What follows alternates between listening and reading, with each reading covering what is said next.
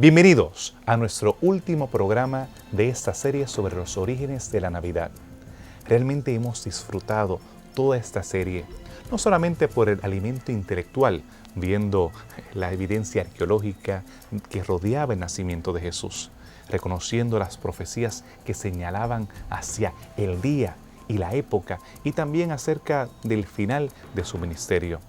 Pero nosotros queremos saber qué sucedió en aquella noche, los detalles sobre la misma. Y por esa razón, en esta ocasión hemos dedicado todo el programa acerca de esa noche de Navidad. Quédate con nosotros aquí en tu programa de Evidencias.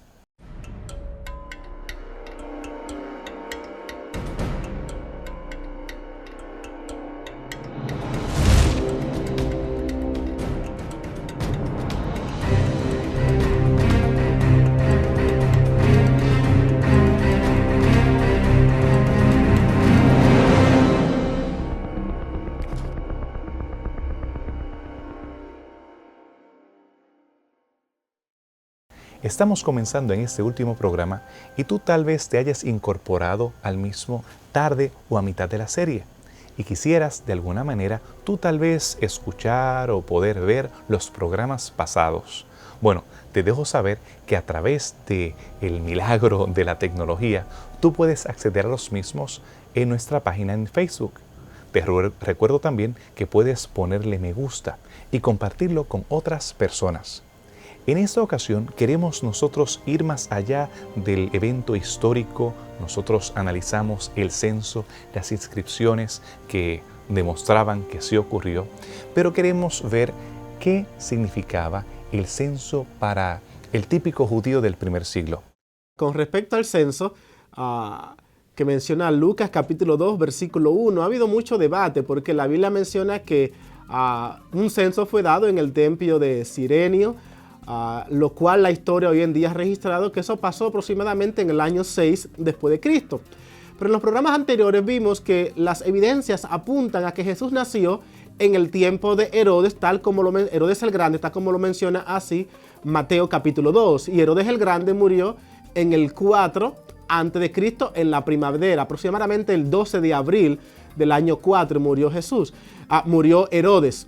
Esto sugiere entonces que Jesús debió haber nacido por lo menos antes del 4. Y las evidencias apuntan que fue año 4, año 5 aproximadamente. Ahora bien, ¿cómo entonces concordamos con lo que dice Lucas y el censo?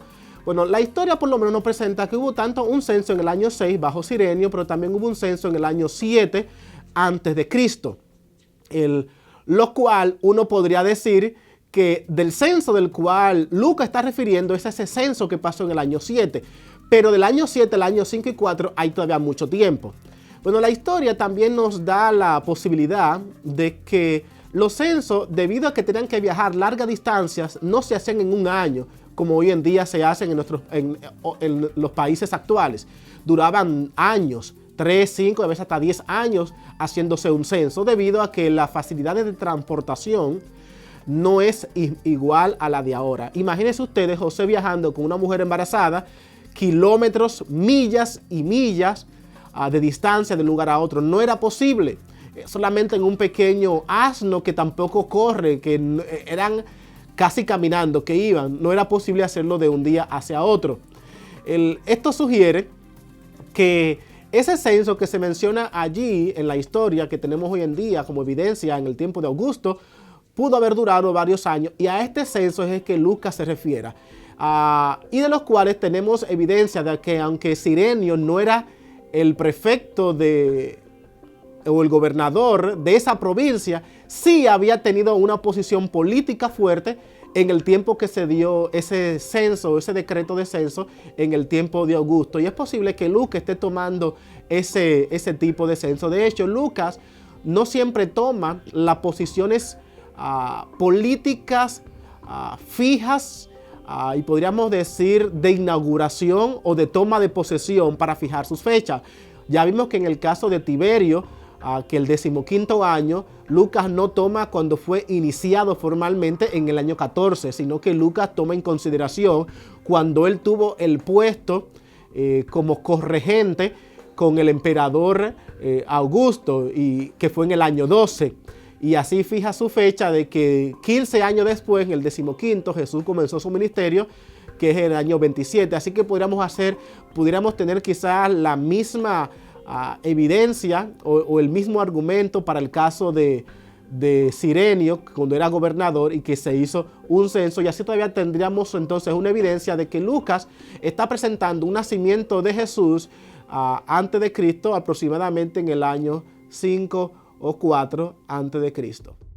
Cuando pensamos en Belén, muchas personas creen que se trata de una ciudad como las urbes de nuestros días, con miles de personas, con muchas casas, edificios, estructuras que son promovidas por el Estado. Tal vez pensamos en centros comerciales y hoteles, y que María y José estaban de hotel en hotel tratando de registrarse y encontrar alguna habitación vacía, o en algunos de los rascacielos que se encuentran en las ciudades de la modernidad. Pero cuando hablamos de Belén, hablamos de un par de centenares de familias. No estamos hablando de una población grande, sino una población reducida. Por lo tanto, ¿cómo era la Belén del primer siglo? ¿Cuál fue el poblado que encontró José y María aquella noche inolvidable? El pueblo de Belén era en realidad un pueblo pequeño, estaba más o menos a unos como unas 3, 4 millas fuera de Jerusalén, si no me equivoco. Era un pueblo pequeño, quizás tendría máximo 3.000 habitantes. Era el pueblo nativo de José. José había nacido en este pueblo y era un pueblo prácticamente insignificante. De hecho, la mayor actividad que había en el pueblo era justamente la actividad pastoral, que era tener lo que eran ovejas y cabras, y la cual era una profesión a estas alturas prácticamente despreciada. Recordemos que ya en este momento había surgido ya la actividad intelectual con los griegos, la actividad de arquitectura mucho más avanzada con los romanos. Por lo tanto, había otras profesiones que eran mucho más, eran consideradas más importantes. Por lo tanto, era un pueblo pequeño, era un pueblo pobre, y lo más seguro es que en realidad la familia de José, sobre todo tomando en cuenta el hecho de que los judíos tenían la capacidad de reproducirse en grandes cantidades, lo más seguro es que muchas de las personas que estaban en ese pueblo eran familia de José, y aparte de ser familia de José, eran los amigos de la infancia de José y los descendientes de los amigos de la infancia de José. Por lo tanto, cuando José va al pueblo de Belén y comienza a tocar en las puertas para que le den refugio, él no es que de repente llegó a la ciudad, como una ciudad, llego yo a Nueva York y me pongo a tocar todos los edificios y ver quién me abre la puerta. No, él estaba tocando a personas que lo más seguro es que lo conocían, sabían quién era, sus tíos, sus primos, sus familiares cercanos, sus amigos de la infancia, y todos comienzan a rechazarlo, no porque sencillamente no les caía bien, sino porque ya se habría corrido la voz del hecho de que José había tomado por esposa a una persona que había quedado embarazada antes de casarse. Por lo tanto, se lo hubiera considerado a José como quien en realidad dejó embarazada a María y como un fornicario, lo cual había traído vergüenza a su familia, y por ello lo más seguro es que no le abrieron las puertas. De hecho, en algunos récords judíos a Jesús se le llama el hijo bastardo, o el hijo que se concibió antes del matrimonio. Por lo tanto, este es el trasfondo de Belén, un pueblo pobre, insignificante, lleno de gente que eran pastores de ovejas, y que eran más que todo gente que conocía a José y a su familia muy de cerca. Nosotros debemos reconocer que los propósitos de los censos eran políticos y económicos. Por esa razón, Dios había prohibido los mismos en el pueblo de Israel. Ustedes recordarán cómo el rey David tuvo que pagar un alto precio por tratar de hacer un censo. A través de los mismos, ellos trataban de ver cuántos hombres hábiles había para la guerra. También se trataba de determinar cuántas personas podían pagar los impuestos y de esa manera extraer al máximo los recursos de la población. José tuvo que obedecer esa orden romana, el yugo de los romanos que estaba sobre los hombros de todos los hebreos, y tiene que ir a su lugar de origen, En este caso tenemos la evidencia en la genealogía que ellos venían de Belén. Ellos eran del linaje de David. Y cuando llegan a Belén, no llegan a una ciudad impresionante, sino que llegan a una pequeña villa, en la cual estaban sus familiares, y muy probablemente ellos estuvieron tocando las puertas de algunas de aquellas personas con las cuales ellos tenían relaciones familiares. ¿Quieres saber más detalles acerca del lugar donde ellos se quedaron? Pues quédate con nosotros después de esta pausa aquí en Evidencias.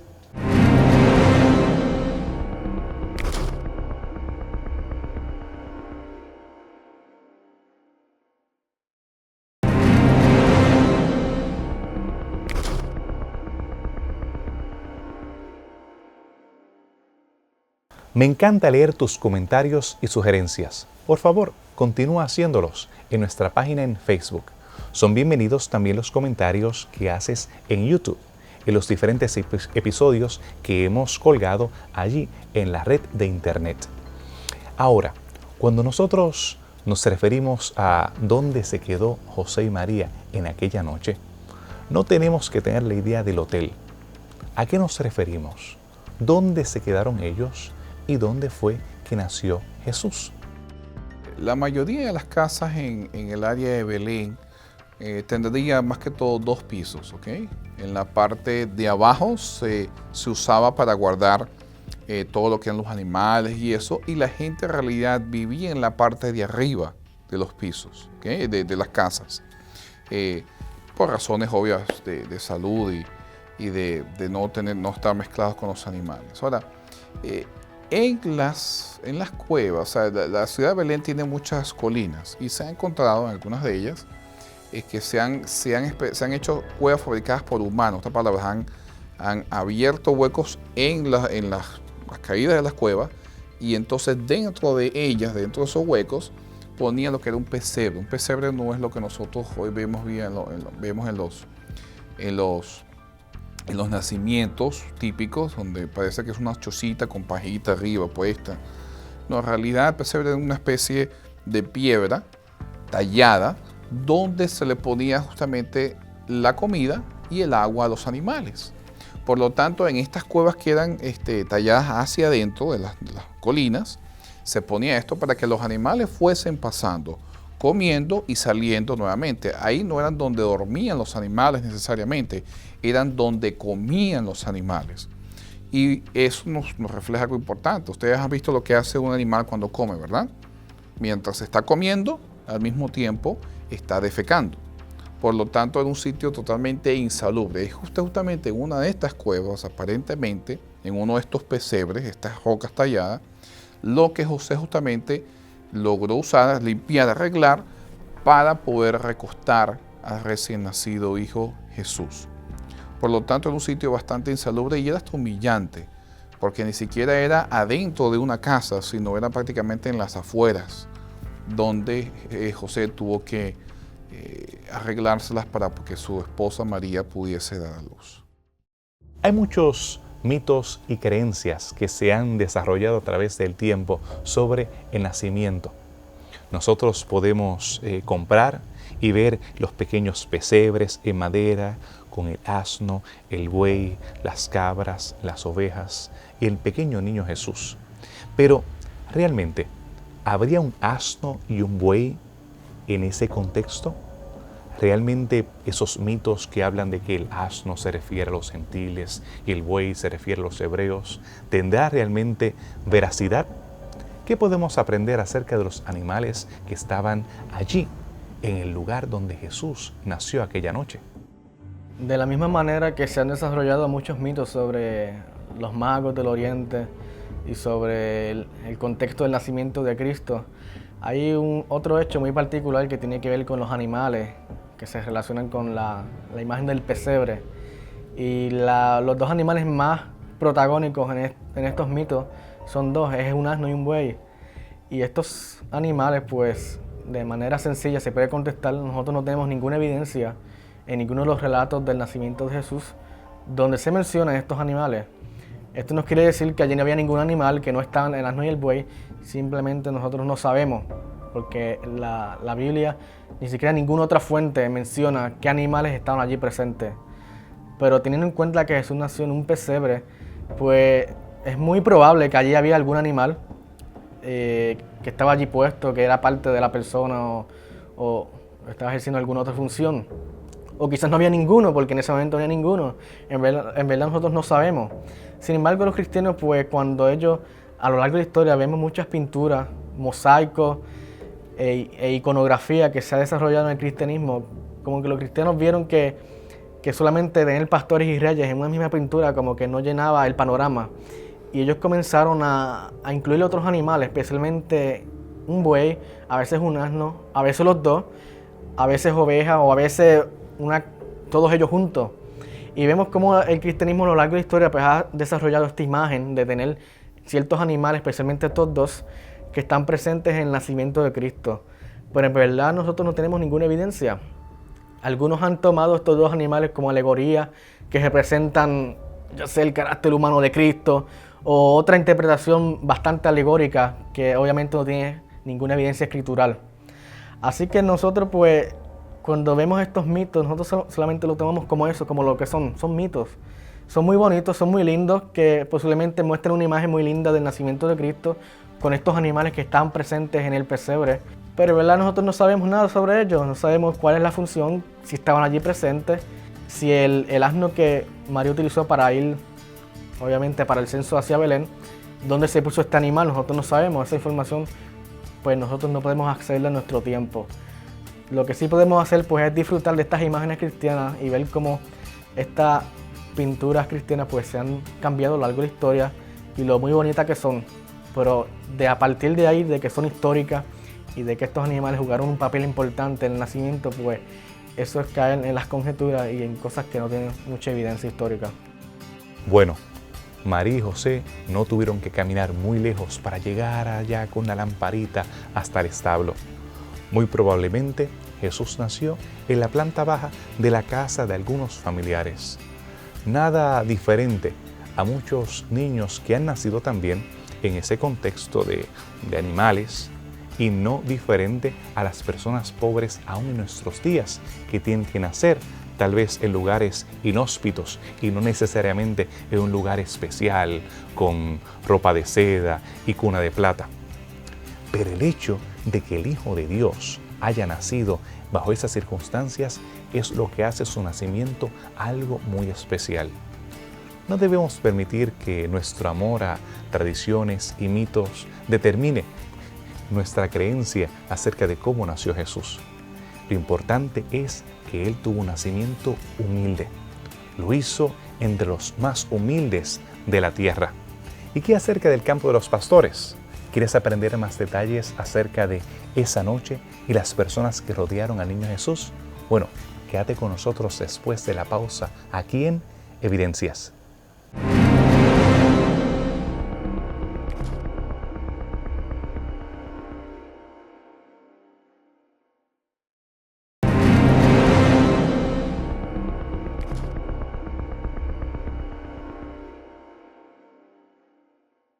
Tenemos muchas tradiciones en relación a la vida de Jesús.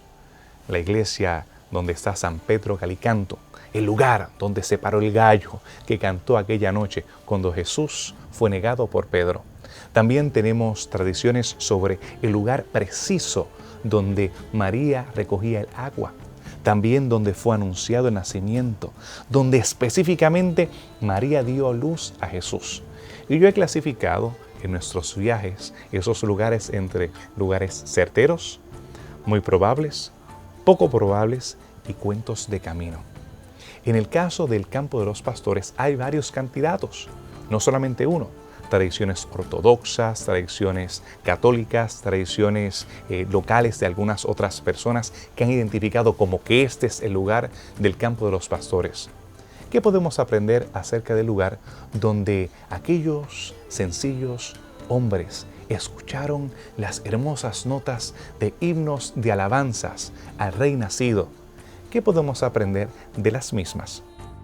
La Biblia describe en Lucas capítulo 2 que cuando Jesús nació, habían unos pastores en la región. Este término en la región puede ser entendido como la localidad vecina donde estaba Jesús, en Belén. Recuerden que estamos hablando de que Jesús nació en Belén. Así que la región puede ser a la ciudad completa o podría ser a las zonas más cercanas de donde estaba Jesús con respecto a un lugar donde se puede pastorear. Ahora bien, en los tiempos bíblicos habían dos formas de pastorear. La primera forma era pastorear cerca de la localidad donde uno estaba debido a la comida. Una de las razones por las que viajaban tanto los pastores en aquella época es por la falta de comida. Todavía hoy en día, cualquier persona que viaja a esta zona van a darse cuenta que la hierba verde no está en todos los lugares y que se seca y hay que moverse si los animales han de seguir comiendo pastos. El texto presenta que ellos estaban cerca de la región. Si ustedes pueden recordar, tal vez en el caso de Jacob, que Jacob tenía a sus hijos y lo mandaba a pastorear y mandó luego a su hijo José a que lo confirmara, y José duró 2 días viajando, e indica que la comida no estaba cerca de donde vivía Jacob. Y mientras la época iba pasando más, se alejaban más buscando comida. Pero cuando se acercaba ya la época de frío, el invierno, los pastores tendían a tener a sus ovejas lo más cerca posible de la ciudad para poderle tener un lugar donde guardarla para así cobijarlas del frío. El hecho de que aquí en este texto se nos presente que estaban cerca de la región sugiere entonces que era en una época donde había todavía calor y que por lo tanto había mucha vegetación, que todavía ellos podían estar cerca de la región. De lo contrario, hubiesen estado lejos porque la comida se hubiese acabado. Normalmente la comida se acababa alrededor de octubre, noviembre, y los pastores comenzaban otra vez a regresar atrás para tener a sus animales fuera del frío. Esto nos da una posibilidad de un tiempo más de calor cuando Jesús nació. Pero los pastores, el texto así presenta, están en una zona cerca. El ángel viene y lo visita y no le dice dónde está Jesús. Solamente le dice, lo encontrarán en un pesebre. Es verdad que hubo una estrella que los ángeles lo guiaron, pero desde un punto de vista también práctico, el no decirle dónde estaba el pesebre no era tan difícil para personas que se dediquen a pastorear. Hoy en día, una persona que tenga un vehículo, le dicen ve echa gasolina, él entiende, no le están diciendo que eche gasolina porque él sabe dónde están las gasolineras más cercanas a su casa. Recuerden que los pesebres eran los lugares donde uno guardaba a los animales y no había mucho. Y especialmente donde a Jesús lo pusieron, que es el lugar donde los animales comen, también no había muchos lugares para eso. Así que decirle, están en la región, le dice, vayan a donde está el pesebre. Los ángeles están diciendo específicamente el lugar. Es un lugar cercano donde ustedes están y que ustedes conocen. De todas maneras, para evitar equivocación, la Biblia presenta que estos ángeles guiaron a los pastores y le dijeron que siguieran la estrella y que donde la estrella estuviera, allí iban a encontrar a Jesús. A diferencia de Mateo, Lucas presenta que los pastores encontraron a Jesús en el pesebre. Mateo dice que cuando los sabios fueron a ver a Jesús, Jesús estaba en la casa. Así que Lucas y Mateo se contrastan. Lucas presenta a Jesús en un lugar humilde naciendo y personas humildes van y lo ven. Pero en Mateo vemos que ya Jesús ha pasado un tiempecito, ya está en la casa y ahora vienen personas sabias y ricas a darle regalo a Jesús. Y esto es algo interesante porque en la tradición hoy en día moderna de celebrar Navidad ponemos un pesebre y ponemos en ese pesebre a los pastores juntos con los, como hoy en día le llamamos, los 3 reyes magos que están allí con Jesús en el pesebre. Pero el relato bíblico no permite tal concepción. Los magos no fueron, o los sabios no fueron a ver a Jesús al pesebre, lo fueron a ver a la casa. Solamente se nos dice que los pastores vieron a Jesús en el pesebre. Con respecto a este pesebre, existen tradiciones hoy en día cuando uno va a Israel y hace cualquier tour, le van a presentar posibles lugares o un lugar en específico donde Jesús nació y la casa específica, y le enseñan que no a muchas cuadras está un espacio allí en Belén donde se puede pastorear, y se cree la tradición que fue en este lugar donde los pastores estaban. No hay forma de históricamente comprobar si sí o si no, debido a que como hubieron muchas destrucciones de los judíos en el año 70, los romanos destruyeron toda Jerusalén, y luego ya para la Edad Media los turcos, los árabes invadieron toda Jerusalén, y es por eso hoy en día que tenemos el lugar llamado Palestina. Ocuparon muchos de estos lugares y tienen ya formas de las cuales la arqueología no ha tenido la oportunidad de excavar debido a los conflictos que hay, y se cree tradicionalmente por escritos o personas que han identificado el lugar, pero en base a arqueologías y evidencias históricas de investigaciones en el área, lamentablemente por los conflictos no podemos comprobarlos.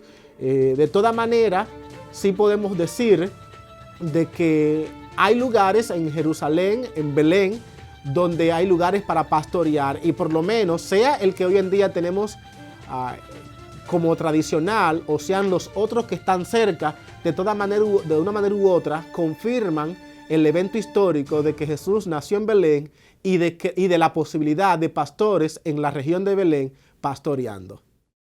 Cabe preguntarnos, ¿por qué razón los ángeles no escogieron a los escribas, fariseos, a los sabios, a las personas de la aristocracia que se encontraban en Jerusalén, que no dista mucho geográficamente de Belén?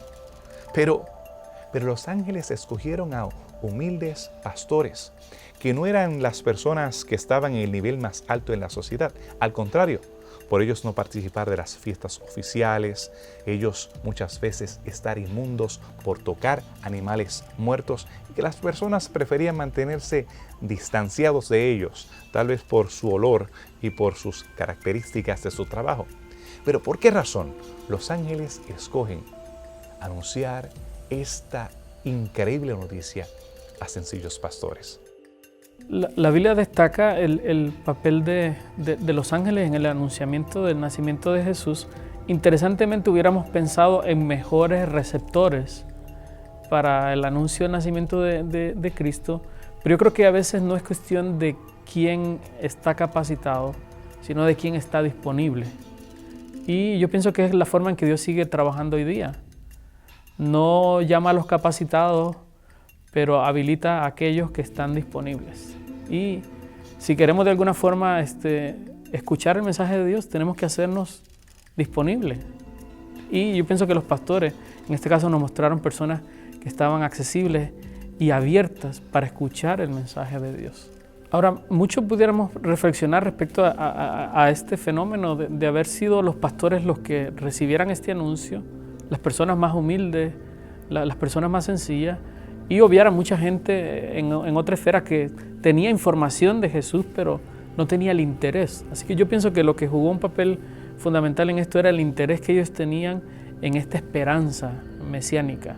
La autora cristiana Elena White, por ejemplo, comenta que posiblemente los pastores esto era lo que estaban haciendo en estas noches, hablando acerca de esta esperanza que tiene Israel, y era una esperanza que especialmente la persona humilde, sencilla, pobre, estaba anticipando el futuro. ¿Cómo poder tener un futuro mejor si no es por la intervención de Dios en este mundo? Y yo pienso que la esperanza sigue operando a través del mensaje de Cristo. Y aquellos que estamos anhelando eso, yo pienso que este mensaje es más relevante para nosotros. Aún en el anuncio del nacimiento del niño Jesús, Dios escoge lo más sencillo, lo más humilde, para anunciarle el mensaje del Salvador. Nosotros, por esa razón, no podemos enfatizar que Jesús solamente se estaba dirigiendo a las clases más sencillas de la sociedad o no educadas, porque también tenemos que reconocer que Él también le hizo el anuncio a los sabios de Oriente, aquellas personas que eran estudiosos de las estrellas, que eran conocedores de los libros. Pero aquí mantenemos el balance.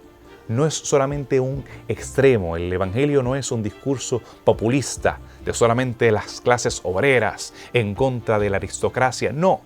El Evangelio es para todos. No importa tu estrato social, no importa cuánto conozcas o dejes de conocer, este mensaje es para ti.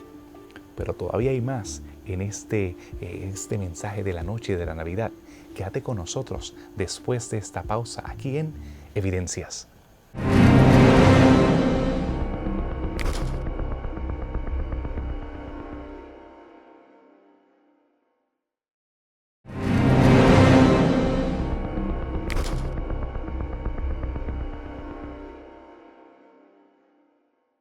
Hemos llegado al final de esta serie sobre el origen de la Navidad. Y realmente hay un sabor agridulce, porque nos hemos gozado con la misma, pero al mismo tiempo queremos celebrar, llegar al clímax de la experiencia de la Navidad. La noche cuando Jesús nació, el momento más importante en la historia que la divide entre antes y después de Cristo. Pero cuando hablamos acerca de dónde Jesús fue depositado, el pesebre, aquella primera cuna donde Jesús estuvo durmiendo, ¿cómo eran los pesebres del primer siglo? ¿Y cuánto se diferencian a los que hemos visto en las postales de Navidad? El Evangelio de Lucas hace algo muy interesante con el nacimiento de Jesús y con su muerte. De hecho, los relaciona. Tradicionalmente nosotros pensamos que Jesús nació en un pesebre de madera, porque entendemos la palabra pesebre a veces como una canasta parecida a la que Noé nació. No, eso no es un pesebre. El concepto de pesebre tenía que ver con el lugar en hierro, en piedra, donde los animales iban a comer la paja. Lo ponían allí, en esa piedra, y allí ellos comían. Entonces estamos diciendo que Jesús nació en el lugar de la comida de los animales. Es interesante que la palabra en griego que aparece allí, Lucas luego la utilizará para hablar de Jesús y su muerte, de que Jesús fue colocado en una piedra. Y también usa la misma palabra de que Jesús cuando nació fue envuelto en pañales y puesto en el pesebre. Y Lucas presentará que Jesús fue envuelto en lienzo, la misma palabra en griego, y fue puesto en una piedra. Así que de alguna manera u otra, el simbolismo de Jesús nacer en un pesebre, en una piedra, envueltos en el lugar de la comida, es decir, en el lugar donde se moría, porque si le ponían algo allí iba a morir. Lucas está diciendo también en un sentido, Jesús no solamente vino a nacer como humano, ya en su nacimiento hay un mensaje de que Jesús va a morir para hacer alimentos para el mundo. De hecho, Jesús llegó a utilizar en manera simbólica también, el que me come a mí tiene vida. Pues cuando Jesús nació como una comida o en el lugar de la comida para los animales. Y esto entonces nos lleva a presentar o a reflexionar que la razón de toda la vida de Jesús y de su razón de venir a la tierra para vivir como humano era darnos salvación, darnos vida otra vez. Juan capítulo 1 presentará y dice en el versículo 11 y 12, a los suyos vino y los suyos no los recibieron, pero aquellos que los recibieron le dio potestad de ser llamados hijos de Dios. ¿Qué mensaje de salvación nosotros podemos aprender de que Jesús haya sido puesto en un pesebre en piedra? ¿Y qué implicaciones tiene para el resto de la historia cuando Jesús más adelante sería puesto en piedra? La Navidad trae, al reflexionar en el contenido de lo que los evangelios nos dicen, trae muchos mensajes envueltos que nos hacen meditar sobre quién es Dios y qué interés tiene por nosotros. Uno de los primeros que viene a mi mente es pensar ¿por qué hasta este momento? O sea, ¿por qué habiendo pasado tanta historia Dios decide venir hasta este momento? Y escuchar a Pablo decir, y venido el cumplimiento del tiempo, es como decir, en el tiempo perfecto, Dios envió a Jesús. Y tú luego analizas las condiciones políticas, sociales, del ambiente del mundo en el tiempo de Jesús, y como muchos historiadores incluso han sugerido, era el mejor momento para Jesús haber venido, el momento en que Dios escogió hacerlo. Las condiciones iban a permitir una proclamación en todo el mundo conocido del Evangelio, que iba a permitir que este mensaje se llevara a otros lados, la presencia en un solo idioma. Así que una tiene que ver con el tiempo. A veces el tiempo que Dios escoge hacer las cosas no nos hace sentido para nosotros, pero al final, cuando entendemos por qué Él escogió ese momento, todo hace sentido. Yo pienso que eso es algo que nos recuerda en términos de la experiencia del diario vivir, el tiempo de Dios. No siempre es el correcto de nuestra perspectiva, pero es el tiempo perfecto. Lo otro es el aspecto universal de la experiencia de Jesús, donde lo vamos a ver rodeado de los humildes, de los pobres, de los ricos, de su creación. Así que, ¿para quién es Jesús? Jesús es para la humanidad, es para este mundo.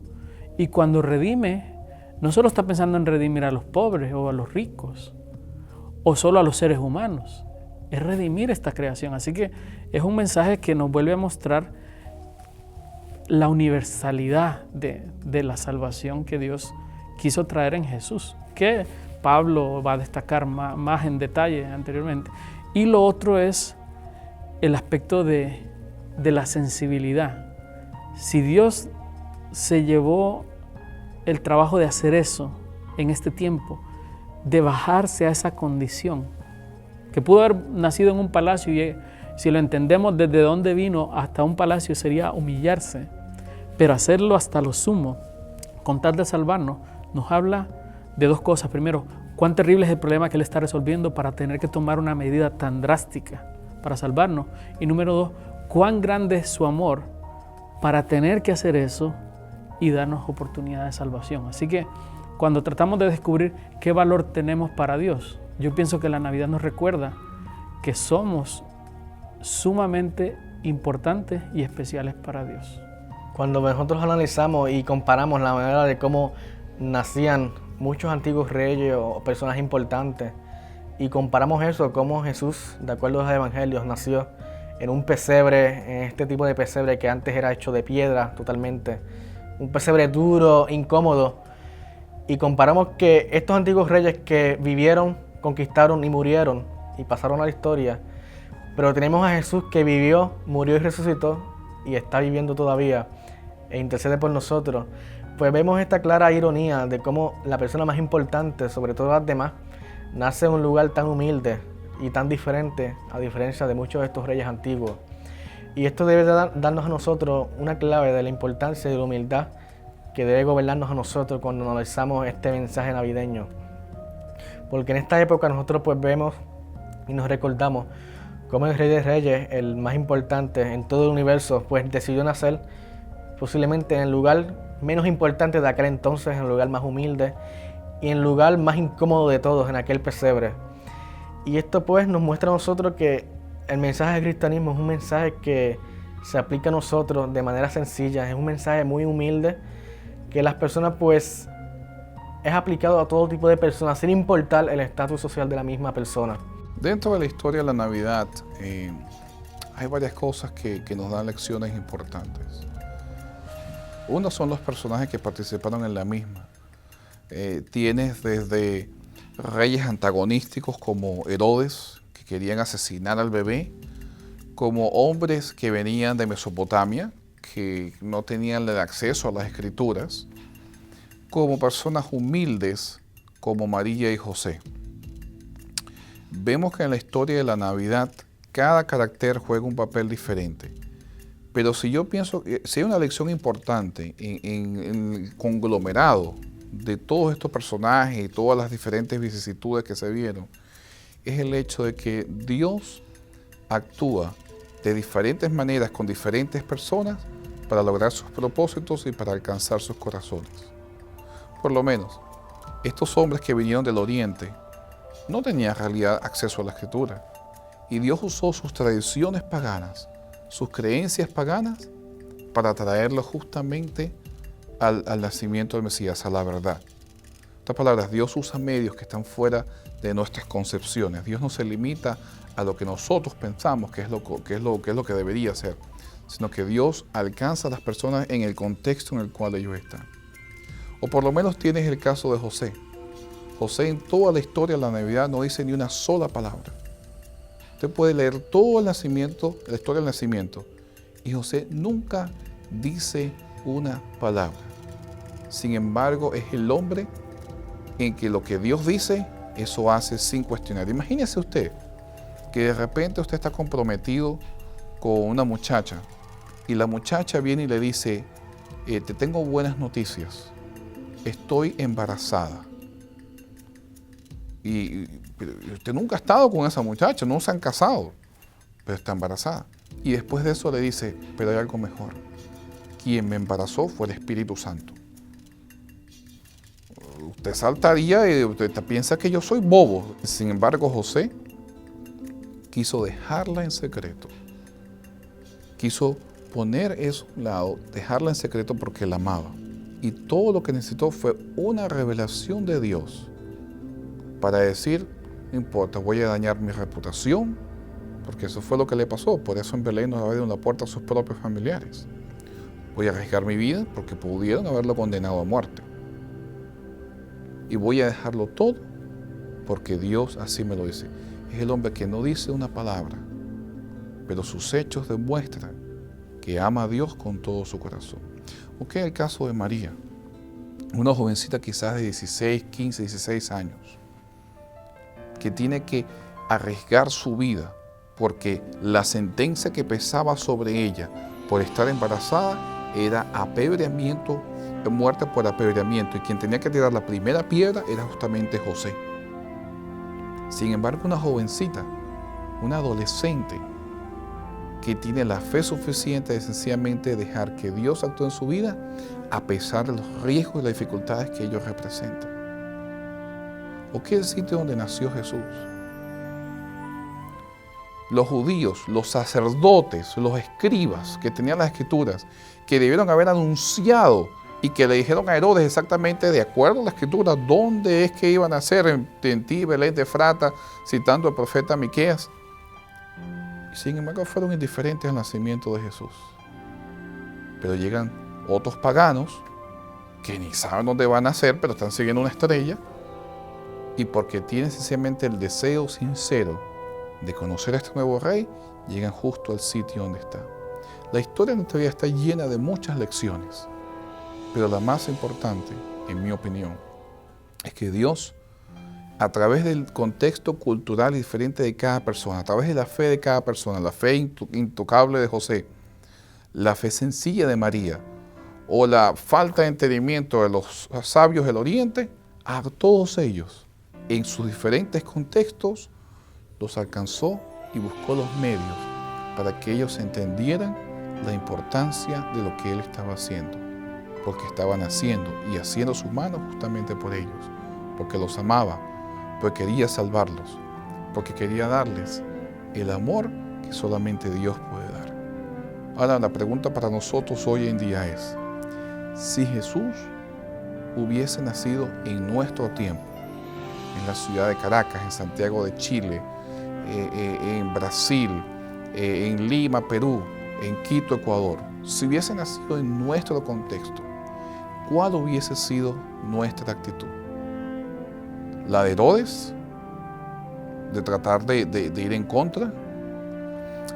¿La de los líderes religiosos? ¿Total indiferencia? ¿O la de los personajes de la Navidad? Cuya fe, grande o poca, cuyo entendimiento, grande o poco, cuya sabiduría, grande o poca, tuvieron un corazón dispuesto a aceptar el mensaje que Dios tenía para ellos. Es la pregunta que nosotros debemos hacernos hoy en día. Si Jesús naciera en mi ciudad, ¿dónde estaría yo? En esta Navidad podríamos pensar en todos estos conceptos navideños, en el trasfondo, pero hay algo que me gustaría que cada uno de nosotros pudiéramos pensar mientras celebramos estas Navidades, y es que sea que Jesús vino o no vino en esta fecha, algo sí tenemos verídico, algo sí tenemos bien confiable: Jesús vino a la tierra, pero no vino solamente para ser un hombre, vino para buscarnos a ti a nosotros. Y el texto dice, a los suyos vino y los suyos no los recibieron. No me gustaría que esta Navidad pase y que hagamos lo mismo que hicieron muchas personas en el tiempo de Jesús. Que Jesús vino y ni siquiera se dieron cuenta de que Él había venido. Que al celebrar esta Navidad no solamente pensemos en fiestas, porque si hacemos eso estamos olvidando de que Jesús vino y estaríamos cometiendo el mismo pecado que ellos cometieron, no se dieron cuenta. Que esta Navidad, que realmente Jesús pueda venir a nuestras vidas, que lo podamos recibir, de manera que esta verdad que Juan intentó presentar de que a los suyos vino, nosotros podamos hacer una diferencia y decir, Él vino a los judíos, pero si viene a mí, yo lo voy a aceptar. Y entonces tendremos la promesa de que dice el versículo 12, pero aquellos que lo recibieron, le dio potestad de ser llamados hijos de Dios. Ojalá que tú y yo seamos uno de esos llamados hijos de Dios. Las esperanzas que había en la humanidad. Desde el libro de Génesis, cuando a Eva se le garantizó que su simiente sería herida en el calcañar, pero aplastaría a la serpiente en la cabeza. Cada mujer creyente tenía la esperanza, la expectativa que su niño sería el Mesías. Eva misma con su primer niño, ella dijo, he tenido el hombre, Aish. Ella creía que en sus brazos tenía al Mesías, sin reconocer que tenía el primer asesino. Y así a través de la historia, el hijo de la promesa, el hijo de Dios había permanecido en la mente y en el añoro de cada mujer hebrea que esperaba al Hijo de Dios, el hijo de la promesa. Las profecías establecían que en algún momento dado, durante el primer siglo, este evento sucedería. Era el clímax de todas las profecías de los diferentes videntes, los oráculos sagrados que anunciaban la llegada del Hijo de Dios. La expectativa estaba entre los hebreos. Ellos, algunos, esperaban a un libertador, a un Che Guevara que les hablara acerca de libertad. Algunos hablaban de revolución, otros se trataba de poder económico, algunos era solamente algo intelectual o algo idealista. La guerra entre los de las tinieblas y los hijos de la luz, como lo veían los esenios. Pero vemos que Jesús nace en Belén, de padres sencillos. Es puesto finalmente en un pesebre en piedra. Y esa madre que envuelve a su niño y lo pone en la piedra, no tenía ni siquiera la más mínima idea que 33 años más tarde envolvería un sudario a su hijo sobre la piedra. Tampoco ella sabía que esa espada que traspasaría su corazón sería restablecida cuando viera a su hijo resucitado. Jesús ha resucitado. La Navidad es importante, el pesebre en relación con el Calvario y con la tumba. El niño que nació es el niño que murió y resucitó. Tu Navidad debe ser celebrada. Sí hay momentos de dificultad, hay momentos de muerte, hay momentos de dolor. Puede ser en la mente de algunos un viernes en los cuales tienes desafíos económicos, desafíos familiares, problemas en tu trabajo, problemas en tu hogar. Es viernes, pero la resurrección viene. Jesús quiere nacer en tu vida y garantizarte una transformación total. Quiera Dios que en esta época tú puedas celebrar, independientemente del día. No es importante el día, pero si tienes la oportunidad de que tus familiares vengan el 24 y el 25, que vengan, coman juntos, disfruten de memorias exquisitas y especiales. Hagan nuevas memorias con sus seres amados, que tus niños puedan escuchar la historia de Jesús y que aquellos que no conocen puedan escuchar de aquel milagro que ocurrió en aquella ocasión en Belén y que hoy celebramos por la eternidad.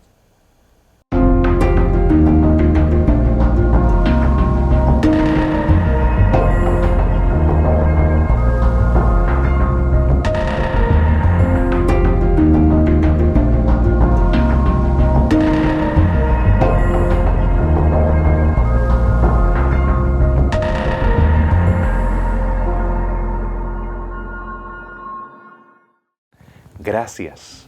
Gracias por la oportunidad de poder entrar a tu hogar.